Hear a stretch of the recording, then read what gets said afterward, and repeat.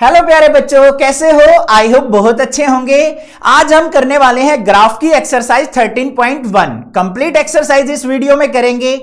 सबसे पहले आप ध्यान से सुनो। अगर आपको ग्राफ का कंसेप्ट क्लियर है ना बच्चों, तो कहीं से भी ग्राफ का क्वेश्चन दे रखा हो, अपकमिंग क्लासेज के अंदर भी कोई ग्राफ का क्वेश्चन आएगा ना, आप उसको चुटकियों में सोल्व आउट कर लेंगे। तो सबसे पहले चलते हैं अपने क्वेश्चन नंबर 1 के ऊपर। क्या दे रखा है?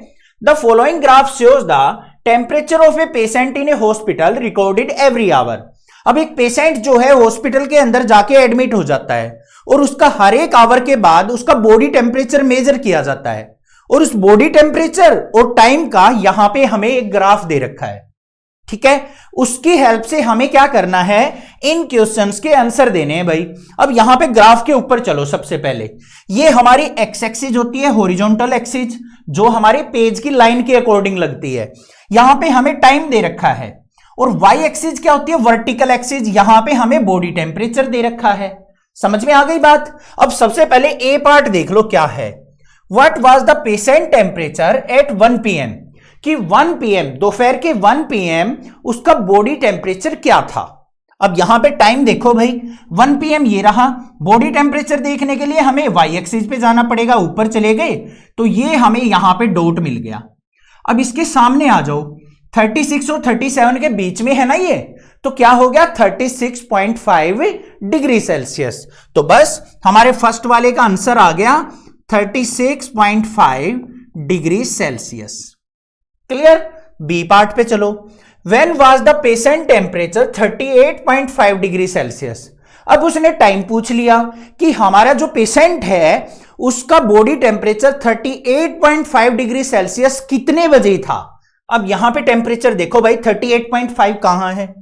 38 और 39 के बीच में। यहां पे टाइम देखने के लिए हमें क्या करना पड़ेगा? पहले तो इस डॉट को ढूंढो, ये रहा डॉट। टाइम के लिए नीचे आ जाओ भाई। कितने पे पहुंच गए हम? 12 नून। दोपहर के 12 बजे उसका टेम्परेचर क्या था? Body temperature 38.5 degree Celsius. तो बी पार्ट का आंसर क्या हो जाएगा हमारा यहां पे? 12 नून। बात आ गई समझ में? सी पार्ट पे चलते हैं। The patient temperature was the same 2 times during the period given. What were these 2 times? अब यहां पे क्या पूछा है बच्चों, ध्यान से सुनो। ऐसा टाइम भी था जब हमारे पेशेंट का टेम्परेचर ना तो कम हुआ ना ज्यादा हुआ, मतलब बिल्कुल सेम रहा। तो वो टाइम आपको बताना है। अब यहां पे ग्राफ पे नजर डालो, यहां से यहां भी इंक्रीज हो रहा है, यहां भी इंक्रीज, फिर डिक्रीज हो गया, फिर डिक्रीज हो गया। यहां पे ध्यान से देखोगे ना, देखो ये वाली लाइन ये बिल्कुल सेम रही ना, यहां से लेके यहां तक। ये टाइम क्या है? 1 PM, और ये टाइम क्या है? 2 PM। 1 PM से 2 PM तक जो है बॉडी टेम्परेचर बिल्कुल सेम रहा है। तो हमारा आंसर क्या हो जाएगा सी का? 1 PM, 2 PM। बस इन दो टाइम पे हमारा बॉडी टेम्परेचर जो है वो बिल्कुल सेम है। आगे चलेंगे। What was the temperature at 1:30 PM? How did you arrive at your answer? 1:30 PM पे बॉडी का टेम्परेचर कितना था और आप इस आंसर पे कैसे पहुंचे हैं? सबसे पहले 1:30 PM पे कैसे पहुंचेंगे बच्चों? यहां पे चलो, टाइम 1:30 PM कहां होगा? Between 1 PM to 2 PM।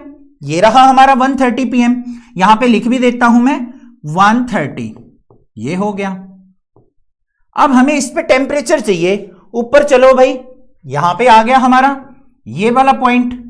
अब यहां पे आ जाओ, टेम्परेचर 36 और 37 के बीच में क्या हो जाएगा? 36.5। तो यहां पे हमारा क्या आ गया? डी का आंसर 36.5 डिग्री सेल्सियस। और कैसे पहुंचे हैं आसानी से लिख सकते हो।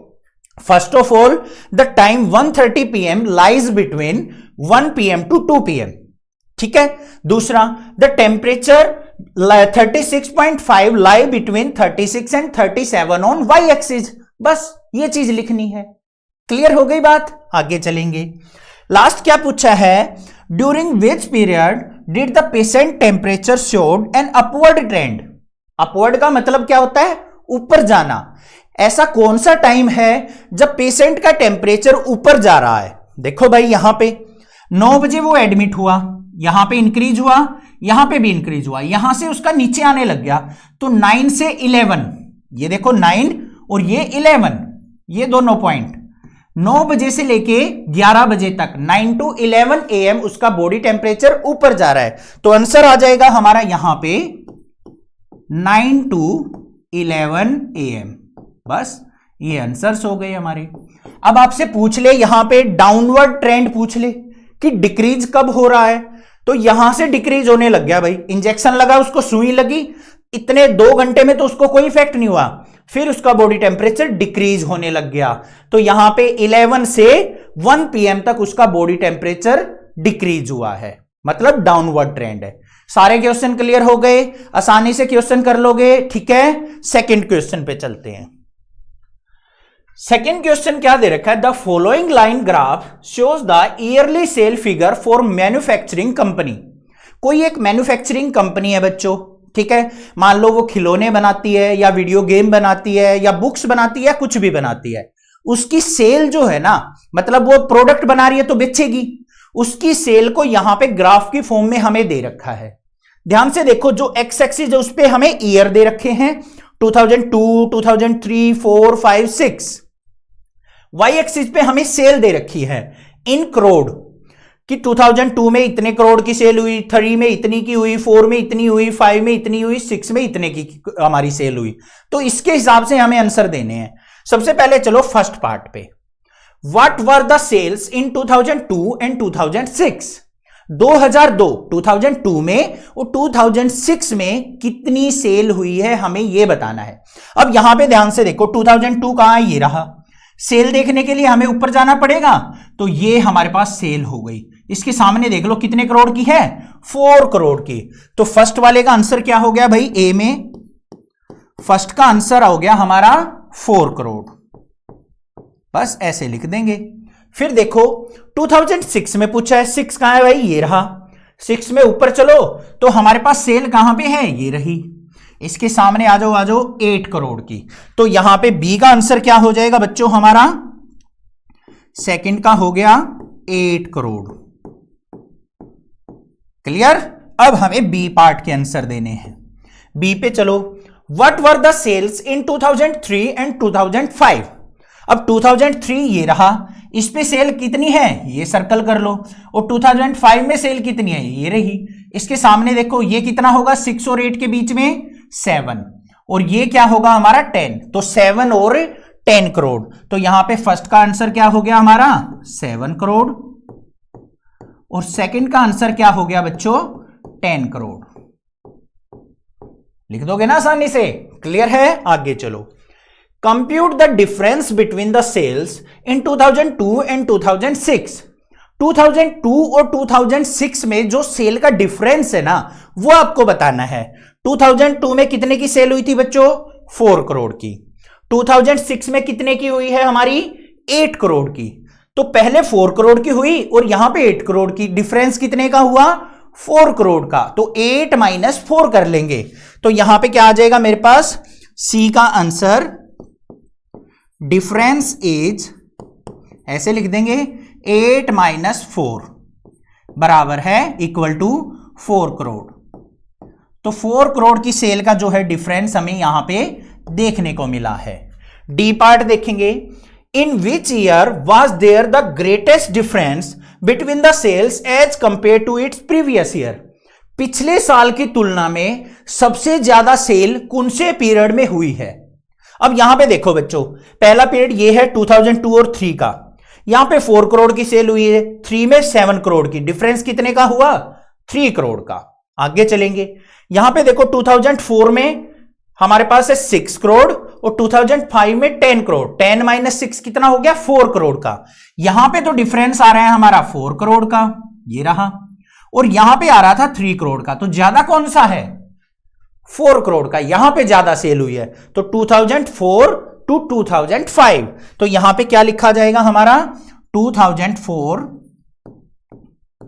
to 2005 ऐसे लिख देंगे कि 2005 में हमारी ज्यादा सेल हुई है एज कंपेयर टू 2004 में। अब ये पूछ ले कितनी ज्यादा हुई है, तो भाई 2005 में 10 करोड़ की हुई थी और 4 में हुई है हमारी 6 करोड़ की। तो डिफरेंस कितने का हो गया बच्चों, 4 करोड़ का। तो 4 करोड़ की ज्यादा सेल हुई है हमारी 2005 में। क्लियर? आगे चलेंगे, आगे क्या चलेंगे, हो गए भाई सारे पार्ट क्लियर हो गए। आगे चलते हैं नेक्स्ट क्वेश्चन पे। नेक्स्ट क्वेश्चन में हमें यहां पे दो ग्राफ इकट्ठे दे रखे हैं, घबराने की जरूरत नहीं है, कहीं डर जाओ। अब यहां पे देखो भाई हमें क्या दे रखा है, एक तो ये दे रखी है हमें नीचे डॉटेड लाइन। डॉटेड लाइन किसकी है, प्लांट ए की, और जो डार्क वाली लाइन है वो किसकी है, प्लांट बी की। ये चीज ध्यान देनी है आपको, डॉटेड लाइन प्लांट ए की है और डार्क वाली लाइन प्लांट बी की है, दो प्रकार के पौधे हैं, ठीक है। अब उसके बेसिस पे हमें क्या करना है, यहां पे आंसर देने हैं। How high was plant A after 2 week और 3 वीक। जो प्लांट ए है उसकी हाइट बतानी है हमें आफ्टर, मतलब 2 वीक के बाद और 3 वीक के बाद। तो भाई वीक कहां है, ये रहे, और हाइट हमें यहां पे सेंटीमीटर में दे रखी है। आफ्टर 2 वीक पूछा है, ये रहा 2 वीक, इस पे चलो ये पहुंच गए हम। इसकी हाइट देखेंगे भाई यहां पे 6 और 8 के बीच में कितनी हो गई, 7 सेंटीमीटर। तो ए के आंसर क्या हो गए हमारे पास यहां पे, फर्स्ट का 7 सेंटीमीटर, सेकंड का भी देख लेते हैं भाई। आफ्टर 3 वीक, 3 वीक कहां पे पहुंच गए हम, ये रहा। तो ये कितनी हाइट है हमारी, 8 और 10 के बीच में 9 सेंटीमीटर। तो यहां पे लिख देंगे 9 सेंटीमीटर। फर्स्ट पार्ट क्लियर हो गया। बी के आंसर पे चलते हैं। How high was plant B after 2 week and 3 week. अब प्लांट बी की पूछ ले उसने कि प्लांट बी की हाइट जो है 2 वीक के बाद और 3 वीक के बाद कितनी होगी। 2 वीक कहां है, ये रहा, इस पे कितनी थी भाई, 7 सेंटीमीटर। तो इसके फर्स्ट पार्ट का भी क्या आ जाएगा, 7 सेंटीमीटर। 3 वीक पे ये रहा, तो कहां पे पहुंचेंगे हम, ये रहा प्लांट बी। तो इसकी हाइट कितनी हो गई, सामने देखो इसके 10 सेंटीमीटर। तो यहां पे सेकंड का क्या हो जाएगा आंसर, 10 सेंटीमीटर। क्लियर बच्चों? आगे चलेंगे। How much did plant A grow during the 3rd week. तीसरे सप्ताह के अंदर, 3rd वीक में ए प्लांट कितना ग्रो हुआ है। तो ध्यान से देखो, यहां पे 2nd वीक के खत्म होने पे कितनी हाइट थी, 7 सेंटीमीटर। यहां पे 9 हो गई, 9 और 7 का डिफरेंस कितना हो गया, 2 सेंटीमीटर। तो उसकी हाइट जो है 2 सेंटीमीटर इंक्रीज हुई है। तो सी का आंसर क्या आ जाएगा हमारा यहां पे, 2 सेंटीमीटर। बस, तो 2 सेंटीमीटर ग्रो हुआ है वो 3rd वीक के अंदर। अब आगे आ जाओ डी में। How much did plant B grow from the end of the 2nd week to the end of the 3rd week. भाई क्वेश्चन ये सी जैसा ही है। अब यहां पे पूछा है कि दूसरे सप्ताह के एंड में और तीसरे सप्ताह के एंड तक बी प्लांट कितना ग्रो हुआ है। दूसरे सप्ताह का एंड कहां पे, ये रहा, और 3rd वीक का एंड कहां पे है, ये रहा। तो यहां से यहां प्लांट बी कितना ग्रो हुआ है भाई, ये 7 था, यहां पे 10 हो गया। तो 10 - 7 कितना हुआ, 3 सेंटीमीटर। तो हमारा यहां पे डी का आंसर क्या आ जाएगा, 3 सेंटीमीटर। पता चल गया ना कैसे निकालना है। यहां पे देखो हाइट बी की 10 और यहां पे कितनी थी, 7, ये 7 हो गया बीच में। तो 10 - 7 कितना आ गया, 3 सेंटीमीटर हाइट ग्रो हुई है। क्लियर है ना, बोर तो नहीं हो रहे होगे, आराम से समझने हैं भाई। ग्राफ के क्वेश्चन है तो सिंपल, बट आपको एक्स एक्सिस और वाई एक्सिस पे ध्यान से आपको ग्राफ रीड करना है। आगे चलते हैं। ई पार्ट देखो क्या है, during which week did plant A grow most. कौन से सप्ताह में ए प्लांट जो है सबसे ज्यादा ग्रो हुआ है। आ जाओ भाई, पहले सप्ताह में देखो प्लांट ए कौन सा है, डॉटेड वाला। ये यहां पे क्या है, 2, यहां पे हमने उगाया था। इस सप्ताह में कितने सेंटीमीटर ग्रो हुआ, 2 सेंटीमीटर। यहां पे आ जाओ, 2 से लेके कितना पहुंच गया, 7। तो यहां पे कितना हुआ, 5 सेंटीमीटर ग्रो हुआ, और यहां पे ग्रो हुआ था 3। तो कौन से में ज्यादा हुआ, यहां पे। तो 2nd वीक आ जाएगा हमारा आंसर किसका, ई का। 2nd वीक, 2nd वीक में सबसे ज्यादा ग्रो हुआ है। आगे चलेंगे। During which week did plant B grow least. कौन से सप्ताह में हमारा प्लांट बी जो है सबसे कम ग्रो हुआ है। आ जाओ भाई, प्लांट बी कौन सा है, डार्क वाली लाइन। यहां पे हमने ग्रो किया था, तो यहां पे 1 ही सेंटीमीटर ग्रो हुआ है हमारा पहले सप्ताह में। ठीक है, आगे चलेंगे। यहां पे तो बहुत ज्यादा बढ़ गया और यहां भी ज्यादा बढ़ गया। तो पहले सप्ताह में ही हमें पता चल गया कि सबसे ज्यादा और सबसे कम 1 सेंटीमीटर ग्रो हुआ है। तो हमारा एफ का आंसर क्या हो जाएगा यहां पे, 1st वीक। फिर हम जी पे चलेंगे, लास्ट वाले पार्ट पे। क्या पूछा है, were the 2 plants of the same height during any week shows here specify. क्या ऐसा कोई सप्ताह था जब दोनों प्लांट की हाइट बिल्कुल सेम थी? अब सेम मतलब दोनों की डोट देख लो कहां पे सेम है। यहां पे तो नहीं बोलेंगे, यहां तो ग्रो किया है हमने सीड को, यहां पे अलग अलग है। यहां पे जाके सेकेंड वीक पे दोनों की सेम हाइट थी, तो हम यहां पे जी का आंसर लिख देंगे सेकेंड वीक। ये आंसर्स हो गए हमारे। आ गया ना ग्राफ रीड करना? अब आपको बस ग्राफ रीड करना है, आंसर देने हैं। आगे चलेंगे। नेक्स्ट क्या दे रखा है? क्वेश्चन नंबर 4 भाई, हमें यहां पे फिर डबल लाइन का ग्राफ दे रखा है, एक डॉटेड एक डार्क वाली लाइन। घबराना नहीं है। देखो क्या है, the following graph shows the temperature forecast and actual temperature for each day of a week. अब भाई आप ऐप वगैरह में देखते हो कि बारिश होगी या नहीं होगी, आज कितना टेम्परेचर रहेगा हाईएस्ट, तो वो होता है हमारा फोरकास्ट टेम्परेचर, जो हमें सैटेलाइट की हेल्प से दिखाया जाता है। एक्चुअल टेम्परेचर क्या होगा? अब जैसे मान लो हमें दिखा रखी है आज भाई 100% बारिश होगी, और पूरा दिन हम वेट करते रहे, बारिश हुई नहीं, तो एक्चुअल क्या हुआ? बारिश नहीं हुई। और फोरकास्ट क्या थी? कि बारिश होगी। समझ में आ गई बात दोनों की? अब मान लो हमें दिखा दिया भाई कि आज दोपहर को 12 बजे 42 डिग्री सेल्सियस टेम्परेचर रहेगा, और हमने दोपहर को 12 बजे देखा कि एक्चुअल 42 तो नहीं है, आज तो 37 ही रह गया। समझ में आ गई ना दोनों बात? फोरकास्ट का मतलब पहले ही दिखा देना ऐप के थ्रू, और एक्चुअल का मतलब जो रियल में होता है। तो उन दोनों का हमें यहां पे ग्राफ दे रखा है। तो ग्राफ में देखो भाई, फोरकास्ट किससे है? डॉटेड लाइन से। एक्चुअल टेम्परेचर जो है हमारा डार्क वाली लाइन से है। तो इसकी बेसिस पे हमें आंसर देना है। फर्स्ट वाले का देखो, ए का आंसर क्या होगा? On which day was the forecast temperature the same as the actual temperature. हमें यहां पे पूछा है कि जो फोरकास्ट और एक्चुअल टेम्परेचर है ना, कौन कौन से दिन बिल्कुल सेम मिला, मतलब कब कब हमें एप्लीकेशन वालों की सच्चाई मिली। अब यहां पे देखो भाई, पहले दिन दोनों अलग अलग हैं। यहां पे आ जाओ, ये सेम मिला भाई ट्यूसडे को, और फिर यहां पे भी मिला हमें सेम फ्राइडे को, और फिर हमें यहां पे संडे को। तो 3 दिन ऐसे मिले जहां पे हमारा फोरकास्ट और एक्चुअल टेम्परेचर बिल्कुल सेम था। तो क्या क्या आंसर आ जाएंगे यहां पे?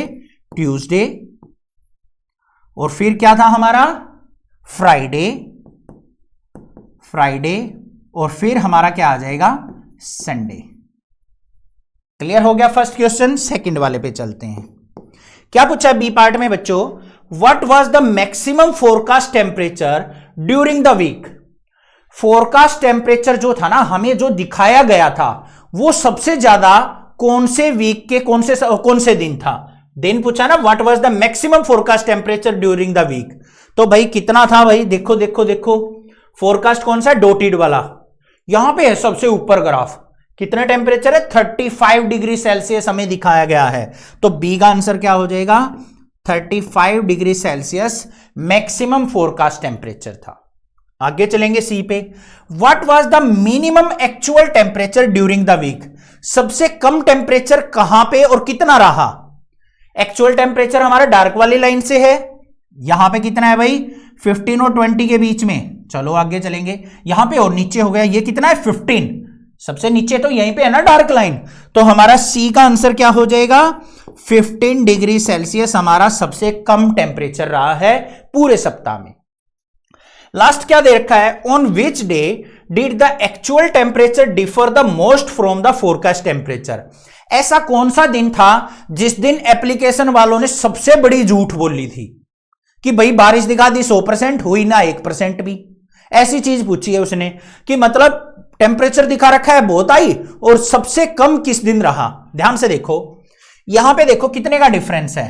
15 और ये क्या होगा? 17.5। तो 2.5 की झूठ बोली थी उन्होंने। यहां पे आ जाओ भाई, यहां पे 25 तो था फोरकास्ट और हुआ 30। यहां पे कितने की झूठ बोल रखी है? 5 की। और यहां आ जाओ, अब कितने की है यहां पे, और यहां पे डिफरेंस कितना है? 7.5 का। क्योंकि जो ये एक ब्लॉक है ना, वो 2.5 को दिखा रहा है। यहां पे ध्यान से देखो, ये 0 होता है, ये 5, तो 0 और 5 के बीच में ये क्या होगा हमारा? 2.5। तो यहां पे 7.5 हो गया, यहां पे हमारा क्या हो गया? 5 का हो गया। सबसे ज्यादा झूठ कहां पे बोली?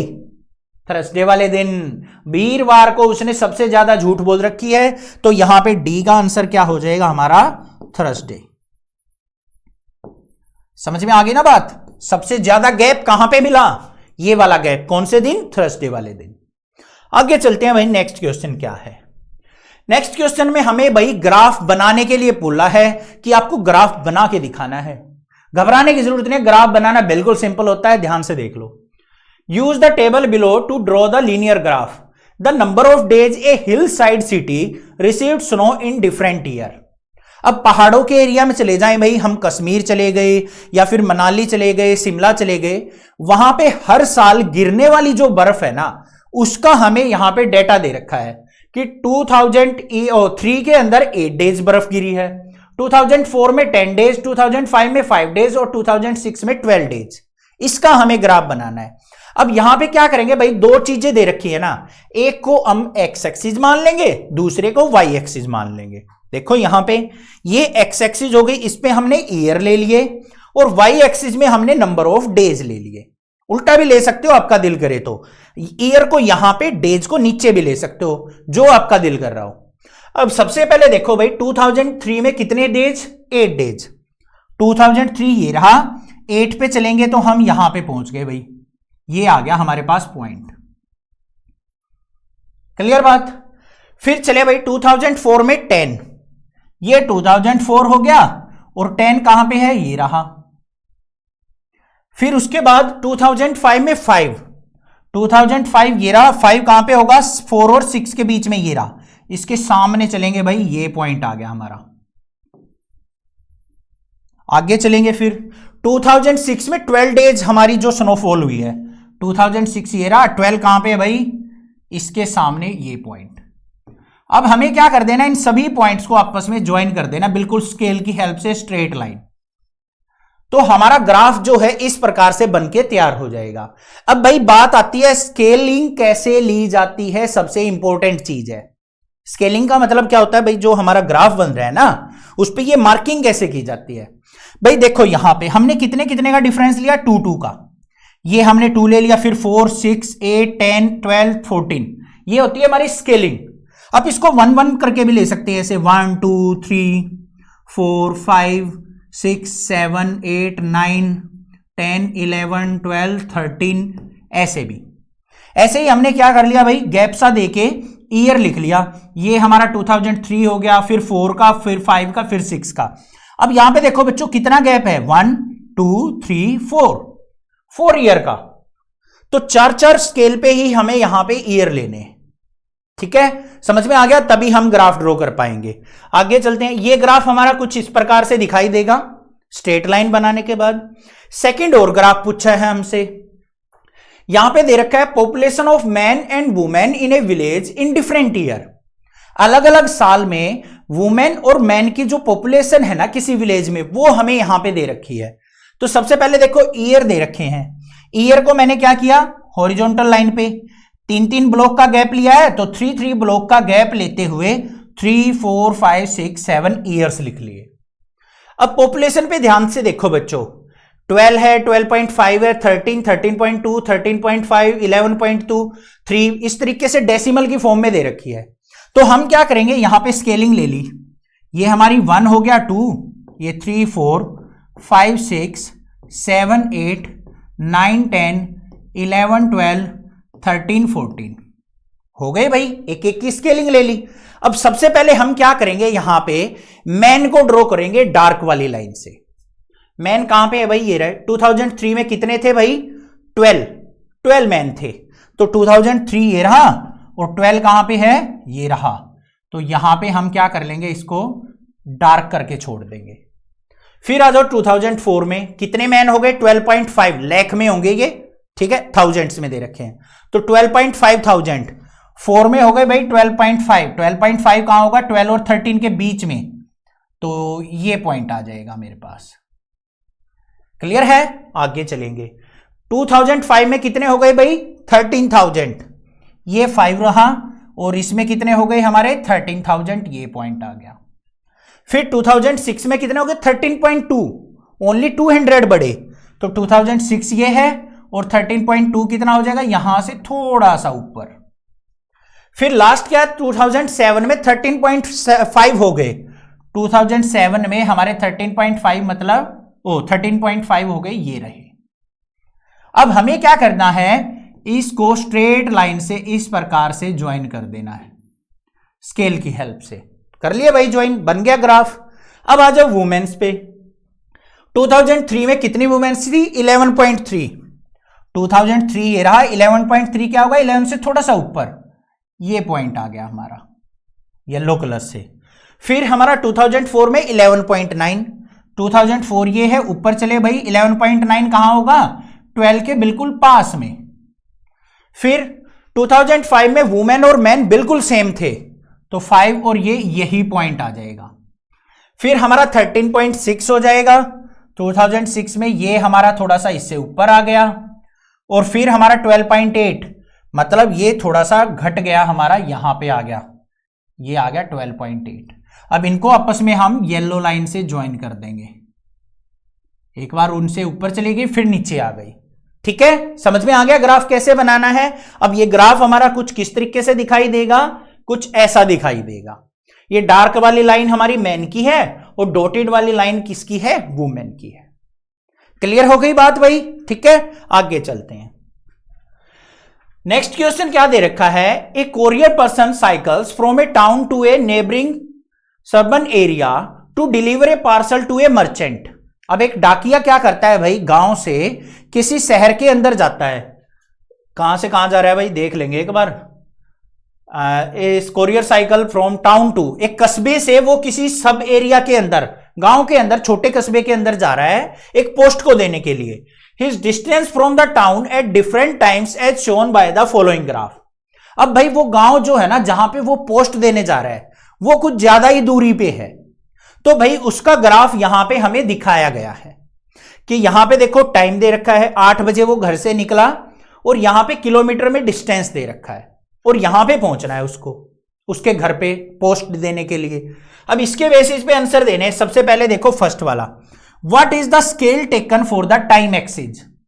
टाइम एक्सिस पे हमने कितना स्केल लिया है। अब यहां पे ध्यान से सुनना, स्केल का मतलब क्या है। यहां पे ब्लॉक देखो कितने ले रखे हैं, 8 AM to 9 AM, 1 2 3 4 block use किए ना बच्चों हमने 1 आवर के लिए। तो स्केलिंग को कैसे लिखेंगे, यहां पे एक answer 4 unit equal to 1 hour. 1 hour को हमने 4 यूनिट से दर्शाया है, यहां पे 4 ब्लॉक से दर्शाया ना, तो ये 4 यूनिट बोली जाएंगी। तो 1 आवर इक्वल टू किसके है? 4 यूनिट के। बात हो गई क्लियर। बी पे चलते हैं। आपको मुझे कमेंट करके बताना है कि डिस्टेंस जो है वो क्या स्केलिंग यूज करके बनाया गया है। पता लग जाएगा कि आप कैसे कर पाओगे। चलो मैं बता देता हूं बच्चों। यहां पे 0 था, 2 था। 2 किलोमीटर कितने यूनिट को दर्शा रहा है? 1 यूनिट को, क्योंकि एक ही ब्लॉक तो यूज किया है हमने 2 किलोमीटर पे। फिर 4 पे 2 ब्लॉक, 6 पे 3 ब्लॉक, 8 पे 4 ब्लॉक। ठीक है, आ गया समझ में। How much time did the person take for the travel. पूरा का पूरा रास्ता ट्रेवल करने में उस पर्सन ने कितना टाइम लिया। 8 बजे वो चला और यहां पे कितने बजे पहुंचा। टाइम नीचे आ जाओ भाई, ये रहा 11 और 12 के बीच में 11:30 AM। टोटल टाइम पूछा भाई उसने कितना लिया, 1 आवर, 2 आवर, 3 आवर और हाफ आवर, 3.5 आवर। तो यहां पे क्या हो जाएगा 3.5 आवर। सी पे आंसर चलते हैं भाई, क्या है। How far is the place of the merchant from the town. तो टाउन से मर्चेंट का घर कितने डिस्टेंस पे था, यहां पे देख लो कितना डिस्टेंस है, 22 किलोमीटर। 22 किलोमीटर उसको जाना पड़ा उसकी डाक देने के लिए। आगे देखते हैं, did the person stop on his way explain. क्या कहीं पे वो पर्सन बीच में रुका था। तो भाई देखते हैं, यहां पे तो चलता गया चलता गया चलता गया। 10 AM क्या है, यहां पे रुक गया भाई वो, क्योंकि 10 AM और 10:30 AM के बीच में वो यहीं पे रुका हुआ है, ना ऊपर गया ना नीचे गया ग्राफ। तो ये जो पॉइंट है हमारा 10 AM टू 10:30 AM, वो पर्सन कहीं पे बैठ के पेड़ के नीचे रेस्ट कर रहा है। तो यहां पे क्या हो जाएगा हमारा डी का आंसर। टाइम पूछा है तो 10 टू 10:30 AM। इस टाइम पे वो क्या है, कहीं पे भी मूव नहीं किया है, वो रेस्ट करने के लिए बैठ गया है। आगे क्या पूछा है भाई, during which period did he ride fastest. कौन से टाइम पीरियड में उसने स्पीड से अपना डिस्टेंस ट्रेवल किया। अब भाई स्टार्टिंग में एनर्जी ज्यादा थी, तो यहां से देखो 8 से 9 कितना किलोमीटर डिस्टेंस ट्रेवल कर लिया, 10 किलोमीटर। 9 से 10 उसने 6 किलोमीटर डिस्टेंस ट्रेवल किया है। यहां से देखो, यहां से चला था यहां तक 1 घंटे में 10 किलोमीटर, यहां से यहां अगले 1 आवर में 6 किलोमीटर। तो ज्यादा कहां पे डिस्टेंस ट्रेवल किया, स्टार्टिंग के आवर में। तो यहां पे क्या हो जाएगा हमारा 8 AM टू 9 AM। तो ई का आंसर हो गया 8 AM टू 9 AM। इस टाइम में उसने सबसे ज्यादा डिस्टेंस ट्रेवल किया। पूछ भी ले तो कितना किया, 10 किलोमीटर। ठीक है, लास्ट क्वेश्चन पे चलते हैं भाई। क्या है लास्ट क्वेश्चन हमारा, can there be a time temperature graph as follow, justify your answer. Time और टेम्परेचर का ग्राफ इनमें से कौन सा हो सकता है और कौन सा नहीं हो सकता है, वो आपको बताना है। सबसे पहले ग्राफ पे चलो बच्चों। यहां पे हमें क्या दे रखा है, टाइम। यहां पे हमें क्या दे रखा है, टेम्परेचर। अब मॉर्निंग होती है, सुबह सुबह सनराइज होता है। टाइम जैसे जैसे बढ़ता जाता है टेम्परेचर इंक्रीज होता चला जाता है। बिल्कुल ठीक ग्राफ है ये, हमें बिल्कुल करेक्ट दे रखा है। ठीक है, as the time grow temperature is increasing. अब यहां आ जाओ, सेकेंड वाले ग्राफ में दे रखा है भाई ये टाइम ये टेम्परेचर। अब दोपहर के बाद मान लो 3 बजे के बाद देखते हैं, जैसे जैसे शाम होती जाती है टेम्परेचर क्या होता चला जाता है बच्चों, डिक्रीज। दोपहर को ज्यादा था फिर कम होता चला गया। तो ये क्या होगा, as the time increase temperature decrease. तो ये ग्राफ भी हमारा हो सकता है। इस पे आ जाओ फोर्थ वाले पे, थर्ड वाले को बाद में देखेंगे। फोर्थ वाले में क्या कहा है, टाइम ये रहा, टेम्परेचर ये रहा, और ये हमें लाइन दे रखी है बिल्कुल एक स्ट्रेट लाइन। क्या ऐसा हो सकता है कि भाई कुछ टाइम के लिए हमारा टेम्परेचर बिल्कुल सेम रहे, बिल्कुल हो सकता है भाई। दोपहर के टाइम मान लो 12 बजे से लेके 3 बजे तक 3 घंटे के लिए हमारा टेम्परेचर पूरा दोपहर को जब सन हमारे सिर पे होता है तो हमारा टेम्परेचर 32 या 35 फिक्स भी रह सकता है। तो ये ग्राफ भी हमारा पॉसिबल है कि हमारा टेम्परेचर टाइम के बढ़ने से टेम्परेचर हमारा क्या है, कांस्टेंट है। तो यहां पे क्या हो जाएगा, टेम्परेचर कांस्टेंट, ऐसे लिख देंगे। कांस्टेंट का मतलब क्या है, फिक्स, और टाइम क्या हो रहा है यहां पे, इंक्रीज। ठीक है, यहां पे हमारा टेम्परेचर क्या हो रहा है, डिक्रीज, इसका मतलब डिक्रीज, और टाइम क्या हो रहा है हमारा, इंक्रीज। इधर वाले में टाइम हमारा क्या हो रहा है, इंक्रीज, और टेम्परेचर भी हमारा इंक्रीज हो रहा है। अब इस ग्राफ पे आ जाओ, टाइम और टेम्परेचर बिल्कुल स्ट्रेट लाइन। क्या ऐसा होता है कि सुबह उठे हम 8 बजे और उठते ही एकदम से हमारा 40-45 डिग्री टेम्परेचर हो गया, हो सकता है कभी ऐसा, एकदम से तो नहीं होगा। तो ये क्या होगा हमारा, नॉट पॉसिबल। तो थर्ड वाला हमारा क्या हो जाएगा, नॉट पॉसिबल। तो ये ग्राफ हमारा पॉसिबल कभी नहीं हो सकता। समझ में आ गए क्वेश्चन, क्लियर है। थोड़ा सा दिमाग इधर उधर हो गया होगा तो टेंशन मत लो, ग्राफ आपको पता लग गया कैसे रीड करना होता है। चैनल को जरूर सब्सक्राइब करना, ज्यादा से ज्यादा शेयर करना। Thank you students for watching this video.